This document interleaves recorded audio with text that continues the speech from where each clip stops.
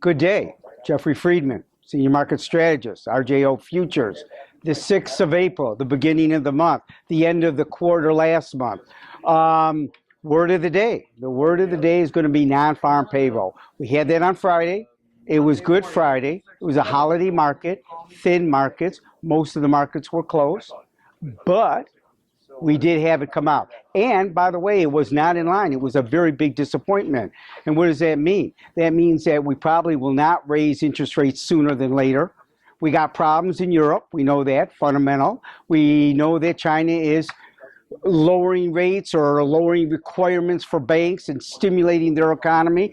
Europe's doing the same thing. So we have most central banks, and Japan as well, trying to stimulate. We're trying to raise or at least chit chat about that.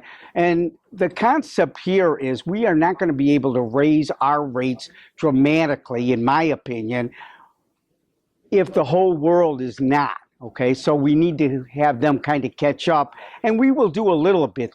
Okay, we will do some normalization. Now, usually the week following non-farm payroll, we don't have that much on the docket as fundamental news in the United States, but we do have the minutes coming out, and that should be very important. The Fed concept is going to be very important. They're data-driven. So we want to see data, but if we don't have a lot of data, we're going to want to see their thoughts behind their decision. Okay, now, I said last week, and I'll say it again, we are in a big trading range in the June S&P 500 future contract.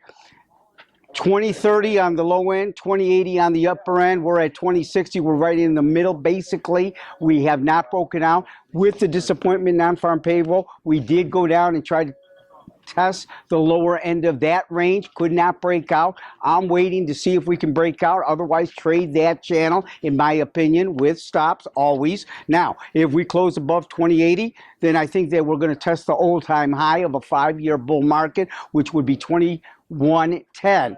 And if we can close underneath 2030, then I think that we're going to try and test that low bracket that we saw earlier or late last quarter, which would be 1970, okay? So we're trading the range. If we break out, we'll go with the momentum and go with that using stops. You should be calling me. We can talk about any market you want. It doesn't have to be stock indexes, and I'd be glad to help you in any way possible, fundamentally as well as technically. Good luck and good trading.